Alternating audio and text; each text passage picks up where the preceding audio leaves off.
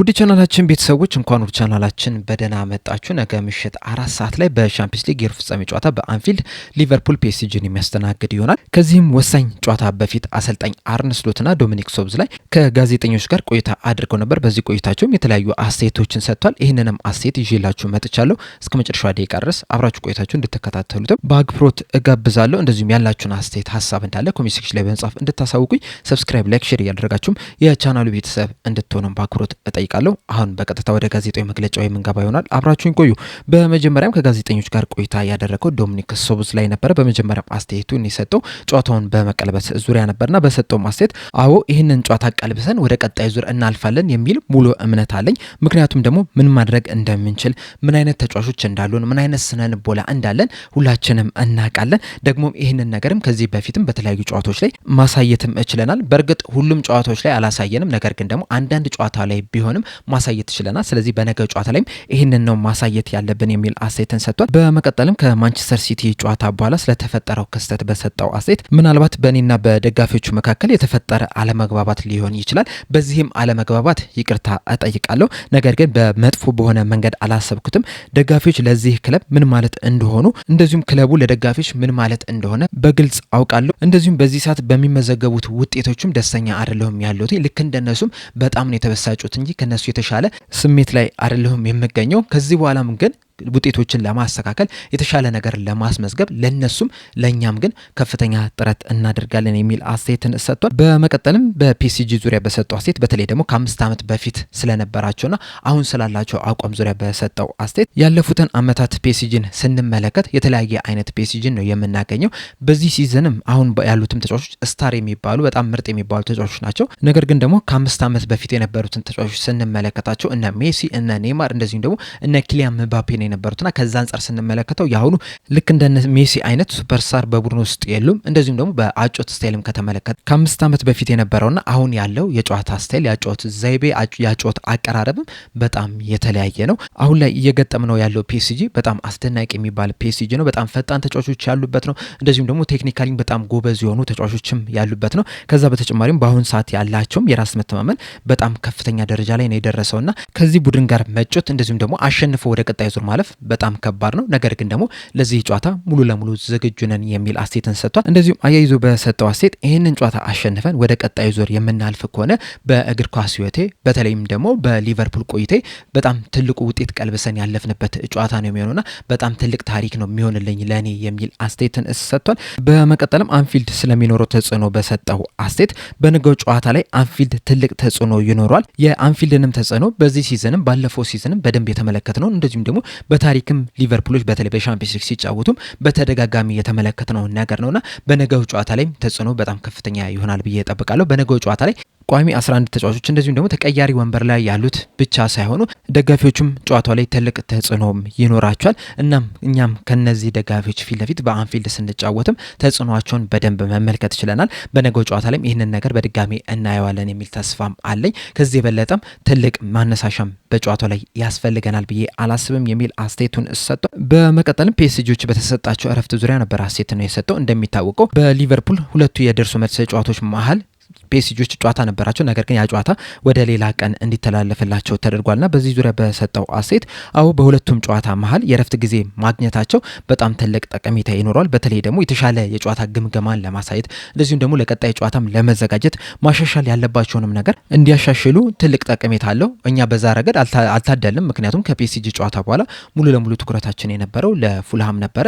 አሁን ደግሞ ከፉልሃም ጨዋታ በኋላ ሙሉ ለሙሉ ትኩረታችን የሚሆነው ወደ ፒኤስጂ ነውና ከፒኤስጂ ጨዋታ ወደ ፉልሃም እንደዚሁም ደግሞ ከፉልሃም ጨዋታ ወደ ፒኤስጂ እያገኘ ነው ያለነው ቀን 2 ቀን ብቻ ነው። ብዙ እረፍቶችንም ማግኘትም አልቻልንም። ስለዚህ የሚኖረው ልዩነት አለ።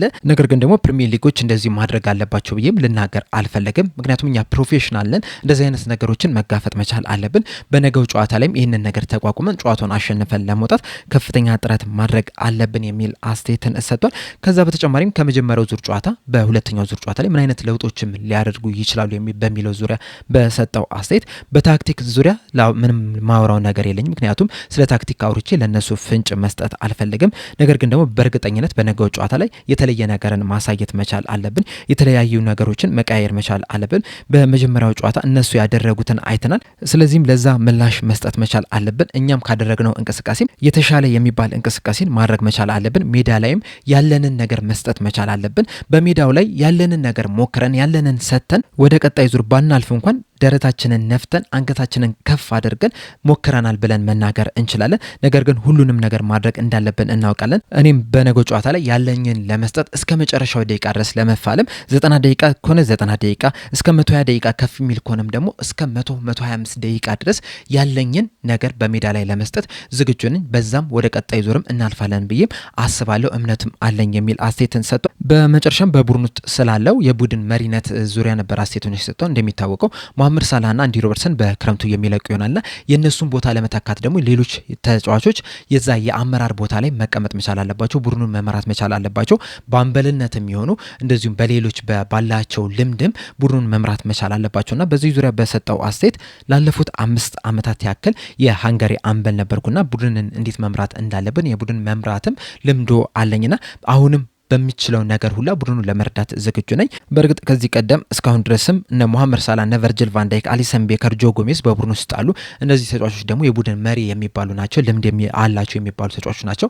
ነገር ግን ደግሞ እነዚህ ተጫዋቾች እኔን የሚፈልጉኝ ከሆነ ባለኝ አቅም ለመርዳት በጣም ዝግጁ ነኝ። በተለይ ደግሞ በእነሱና በወጣት ተጫዋቾች መካከል ያለውን ክፍተት ለመሙላትም በጣም ዝግጁ ነኝና እኔን ከፈለጉኝ ባለኝ አቅም እንዳለ ቡድኑን ለመርዳት እነሱንም ለማገዝም ዝግጁ ነኝ የሚል አስተያየትን ሰጥቷል። አጠቃላይ ዶሚኒክ ሶቦስላይ የሰጠው አስተያየት ይህንን ይመስል ነበር። በመቀጠልም አሰልጣኝ አርነ ስሎት የሰጡትን አስተያየት ስንመለከት በመጀመሪያም ጨዋታውን ቀልብሶ በማለፍ ዙሪያ ነበር አስተያየታቸውን የሰጡት። በሰጡትም አስተያየት ይህንን ጨዋታ አሸንፈን ወደ ቀጣይ ዙር ማለፍ የምንችልበት አቅም አለን፣ በጣም ኳሊቲ ያላቸው ተጫዋቾች አሉን፣ እንደዚሁም ደግሞ በሜዳችንም የምናደርገው ጨዋታ ነውና በነገው ጨዋታ ላይ ያለንን ሰጥተን ጨዋታውን አሸንፈን ለማለፍም ከፍተኛ ጥረትም እናደርጋለን የሚል አስተያየትን ሰጥቷል። እንደዚሁም ተጫዋቾችን እንዴት አድርገው ያሳምኑታል ተብሎ ተጠይቀው ነበርና በሰጡትም ምላሽ በመጀመሪያ ደረጃ ውጤቱ 2-0 ብቻ ነው። በእርግጥ ጨዋታውን ከተመለከታችሁ ከ2-0 በላይ ጎል መቆጠር ይገባ ነበረ።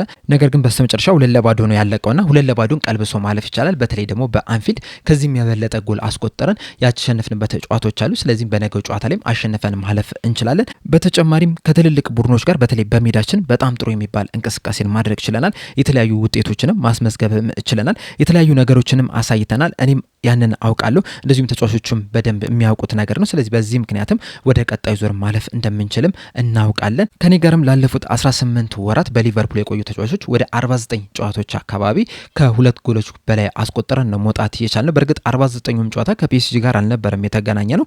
እንደዛም ቢሆንም ግን ለ49 ጨዋታዎች ያህል 2 እና ከዛ በላይ ጎሎችን ማስቆጠር ችለናል። ያም ደግሞ እያንዳንዱ ጨዋታ ላይ ያንን ነገር ማድረግ እንደምንችል ከፍተኛ እምነትን ይሰጠናል። የተለያዩ ነገሮችንም ማሳየት እንደምንችልም ከፍተኛ እምነትን ይሰጠናል። እናም በዚህ ጨዋታ ላይም እንግዲህ ያንን ነገር አሳክተን ጨዋታውን አሸንፈን እንደምንወጣም እናምናለን። ነገር ግን ደግሞ ቀላል እንደማይሆንም መገመት የሚከብድ ነገር አይደለም። ጨዋታው በጣም ከባድ ጨዋታ ነው የሚሆንብን። ይህንንም ከባድ ጨዋታ አሸንፈን ለማለፍም በጣም ከፍተኛ ጥረትም እናደርጋለን የሚል አስተያየትን ሰጥቷል።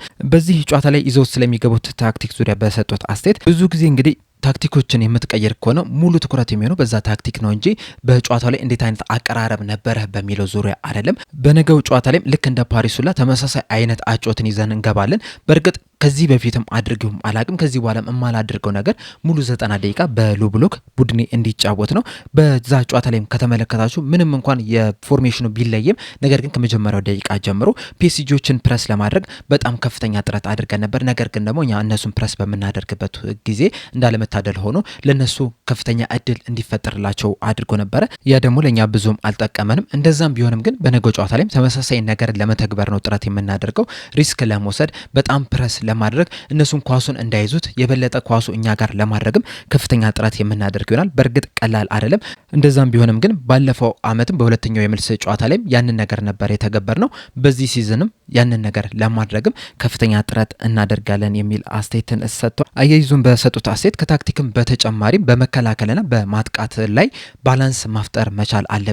ያንን ለማድረግ ለማጥቃትም ከፈለገን ደግሞ ኳሱ እኛ ጋር ሊሆን ይገባል። በእርግጥ ፔሲጆቹን ኳሱን መያዝ ይፈልጋሉ። የነገው ጨዋታም ሁለት ኳሱን መያዝ የሚፈልጉ ቡድኖች የሚገናኙበት ጨዋታ ነው። በፓርክ ደ ፍራንስ በተደረገው ጨዋታ ደግሞ ፔሲጆች 76% አካባቢ ኳሱን መቆጣጠር ችለው ነበር። በነገው ጨዋታ ላይ ግን ያንን እንዲያደርጉ መፍቀድ የለብንም። እኛ ኳሱን የተሻለ እንድንይዘው ማድረግ መቻል አለብን። ከዛ በኋላ ፔሲጆችን ለማጥቃት በጣም የሚቀለን ይሆናልና በነገው ጨዋታ ላይ ይህንን ነገር ለመተግበርም ከፍተኛ ጥረት ማድረግ መቻል አለብን የሚል አስተያየትን ሰጥተዋል። በሪዮ እንጉማሃ ዙሪያ በሰጡት አስተያየት በዚህ አይነት ጨዋታ ላይ የመሳተፍ አቅም አለው። ምክንያቱም ደግሞ የሱ ስብዕናው ነው። በቀላሉ ትኩረቱ የሚሰረቅ ተጫዋች አይደለም። በትኩረት የሚጫወት ተጫዋች ነው። ስለሱም የኋላ ታሪክ በደንብ የሚያውቅ ሰው ካለ ስለዚህም በጣም በእርግጠኝነት የሚረዳው ነገር ነው። ጨዋታ ላይ ትኩረት ያደርጋል። ራሱንም ለማሻሻልም በጣም ከፍተኛ ጥረት የሚያደርግ ተጫዋች ነው።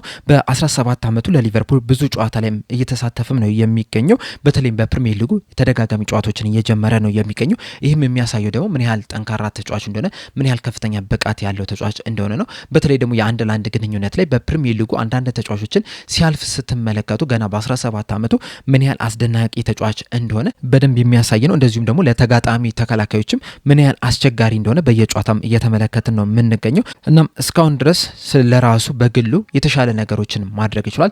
ራሱን ለማሻሻልም ከፍተኛ ጥረት ማድረግ ይችላል። ከዚህ በተጨማሪም ግን ከጎኑ በጣም ምርጥ ተጫዋቾች አሉ። እነዚህም ተጫዋቾች ደግሞ የተሻለ ቦታ ላይ እንዲደርስ የተሻለ እንቅስቃሴ እንዲያደርግም እየረዱትም ይገኛሉ የሚል አስተያየትን ሰጥተዋል። በፍሎሪያን ቪርትዝ ዙሪያ በሰጡት አስተያየት በተለይ ደግሞ ተጫዋቹ ለምን እንደገዙት በሰጡት አስተያየት ይህንን ተጫዋች ስናመጣው ከፒኤስጂ ጋር ለመፎካከር ወይም ደግሞ የፒኤስጂ ደረጃ ላይ ለመድረስ ብቻ አይደለም ያመጣ ነው። ተጫዋቹ ብቃት ስላለው እንደዚሁም ደግሞ ለረጅም ዓመታትም ከዚህ በኋላ ያንን ብቃት በሊቨርፑል ያሳያል ብለን ስላሰብን ነው። ልክ የርገን ክሎፕ ከሊቨርፑል እንደለቀቁ ሁላችንም ያመንነው አንድ ነገር ነበረ። ለውጦች መደረግ እንዳለባቸው አምነን ነበረ። ያ የርገን ክሎፕ የገነቡት ለ9 ዓመታት የሰሩት ቲም የራሱ የሆነ ጊዜ ማብቂያ ጊዜ ነበረውና ያ ልክ እንዳበቃ ደግሞ ሌላ አዲስ ምዕራፍን መጀመር ነበረብንና ይህንን አዲስ ምዕራፍ ደግሞ በወጣት ተጫዋቾች እንደዚሁም ደግሞ ብቃት ባላቸው ተጫዋቾች ለአሁንም መሆን የሚችሉ ለቀጣይ ዓመታትም ለ8 ለ9 ዓመታትም መሆን የሚችሉ ተጫዋቾችን ማምጣት እንዳለብን ስላመንን ፍሎሪያን ቪርትዝን ልናመጣ ችለናል። እሱም ብቻ አይደለም ሂጎ ኤኬቴኬም እንደዚሁም ደግሞ ሚሎስ ኬርኬዝንም አሌክሳንደር ኢሳቅንም ጀረሚ ፍሪምፖንግንም በዛ ምክንያት ነው ወደ ቡድኑ እንዲቀላቀሉ ያደረግነው። እንደዚሁም ደግሞ በጃንዋሪ ዝውውር መስኮትም ጀረሚ ጃኬን ከዛ ባለፈው ክረምት የዝውውር መስኮት ደግሞ ጆቫኒ ሌዮንን ወደ ክለቡ መቀላቀል ችለናልና እነዚህ ሁላ ተጫዋቾችን ያመጣ ነው ከዛ እሳቤ አንጻር ነው የሚል አስተያየታቸውን ሰጥቷል። በመቀጠልም ፒኤስጂዎች ብዙ ጎል በማስቆጠራቸው ዙሪያ በሰጡት አስተያየት እናውቃለን ፒኤስጂዎች ብዙ ጎል እንደሚያስቆጥሩ እና በነገው ጨዋታ ላይ እንግዲህ ኤክሰፕሽናል የሆነ ፐርፎርማንስን ማሳየት እንዳለብን እናውቃለን። ወደ ቀጣዩ ዙር ማለፍ እንደምንፈልግ ነገር ግን ደግሞ ይህ ኖርማል ነገር ነው። በተለይ ደግሞ የአውሮፓ ሻምፒዮኖችን እንደዚሁም ደግሞ 2-0 እየመራህ ያለንን ቡድን የምትገጥም ከሆነ ከነሱ የተሻለ ጎሎችን ማስቆጠር መቻል አለብህ። ለዛም ደግሞ በጣም ምርጥ ብቃትን ማሳየት አለብህ። በተለይ ደግሞ አንድ ጎል ብቻ አይደለም የተቆጠረብህ 2-0 ነው የተሸነፍነውና ይህንን ጨዋታ በቀጥታ ለማለፍ ከፈለግን ከ2 ጎል በላይ ማስቆጠር መቻል አለብንና ለዛም ዝግጁ መሆን መቻል አለብን። በመጀመሪያ ግን የመጀመሪያውን ጎል እኛ ቀድመን ማስቆጠር መቻል አለብን። ምክንያቱም የመጀመሪያውን ጎል ማስቆጠር በጨዋታው ላይ በጣም ከፍተኛ ተጽዕኖ እንደሚፈጥር ከዚህ በፊትም በጨዋታዎች ላይ መመልከት ችለናልና በነገው ጨዋታ ላይ የመጀመሪያውን ጎል ማስቆጠር መቻል አለብን። በቅርቡ እንኳን ከፉላም ጋር ያደረገውን ጨዋታ ከተመለከተን የመጀመሪያዎቹን 20 ደቂቆች ያህል እኛ በጣም ምርጥ ነበር። ነገር ግን ከዛ በኋላ ለ10 ደቂቆች ያህል ፉላሞች የተሻለ መንቀሳቀስ ጀምረው ነበረ። ልክ ግን እኛ በሪዮ እንጉማሃ አማካኝነት የመጀመሪያውን ጎል ስናስቆጥር ከዛ ብዙም አልቆየንም ሁለተኛውን ጎል ልናስቆጥርና ከዛ በስተመጨረሻም ጨዋታውን አሸንፈን ልንወጣ ችለናል። ከዚህ በፊትም የነበሩትን ጨዋታዎች ከተመለከታችሁ በዚህ ረገድ የመጀመሪያውን ጎል ስናስቆጥር የተሻለ መንቀሳቀስ ችለናልና በነገው ጨዋታ ላይም የመጀመሪያውን ጎል ለማስቆጠር ከፍተኛ ጥረት ማድረግ አለብን የሚል አስተያየትን ሰጥቷል።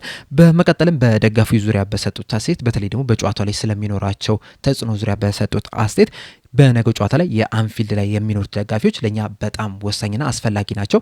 ከነሱም በተጨማሪም ደግሞ እኛ በሜዳ ላይ የምናሳየው ተጽዕኖ የምናሳየው ፐርፎርማንስም በጣም አስፈላጊ የሚባል ነገር ነው እና በነገው ጨዋታ ላይ እኛ በጣም የተሻለን ቡድን መሆን መቻል አለብን። በተለይ ደግሞ ከመጀመሪያው ዙር ጨዋታ አንጻር ስንመለከተው እንደዚሁም ደግሞ ባለፈው ሲዝን ከፒኤስጂ ጋር ከተገናኘንበት ጨዋታ አንጻር ስንመለከተው በዚህ ጨዋታ ላይ በጣም የተሻለን መሆን መቻል አለብን። እንደዚሁም ደጋፊውም ባለፈው አመት ከፒኤስጂ ጋር ባደረግነው ጨዋታ ላይ ካሳዩትም ድጋፍ የበለጠ በዚህ ጨዋታ ላይ ለማሳየትም ጥረት ማድረግ መቻል አለባቸው። በእርግጥ ያቀላል የሚባል አይደለም፣ ምክንያቱም ባለፈው ሲዘንም ከፒኤስጂ ጋር ስንገናኝ በጣም አስደናቂ የሚባልን ድጋፍን ነበረ ያሳዩንና ከዛ የበለጠ ለማሳየት አስቸጋሪ ነው የሚሆነው። ነገር ግን በተቻላቸው አቅም በነገው ጨዋታ ላይም ከባለፈው የበለጠም በጣም ጨዋታቸውን አሰምተው እንዲደግፉን እጠይቃለሁ።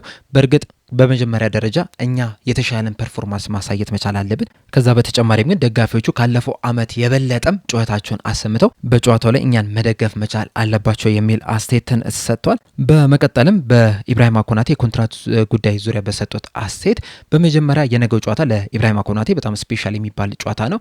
በተለይ ከፒኤስጂ ጋር መገናኘታችን አንደኛ ፈረንሳዊ እንደመሆኑ መጠን ከፒኤስጂ ጋር መገናኘቱ በተወሰነ መልኩ ስፔሻል ያደርጓል። ከዛ ግን በበለጠ ግን የሩብ ፍጻሜ ጨዋታ እንደመሆኑ መጠን ለሱ ስፔሻል ያደርጓል። ከዚህ ውጭ ግን በኢብራሂማ ኮናቴ ኮንትራት ዙሪያ ላይ በዚህ ወተን የምንናገረው ነገር የለም የሚል አስተያየትን ሰጥቷል። በአጠቃላይ አሰልጣኝ አርነ ስሎት እንደዚሁም ደግሞ ዶሚኒክ ሶቦስላይ ላይ የሰጡት አስተያየት ይህንን ይመስል ነበረ። በዚህ በሰጡት አስተያየት ዙሪያ ያላችሁን ሀሳብ እንዳለ ኮሜንት ሴክሽን ላይ በመጻፍ አሳውቁኝ። ለአሁን ግን እኔ እዚህ ላይ አበቃው። በቀጣይ በሌላ እስከምንገናኝ ድረስ ሰብስክራይብ፣ ላይክ፣ ሼር ማድረግ እንዳትረሱ። ቸር ያቆየን።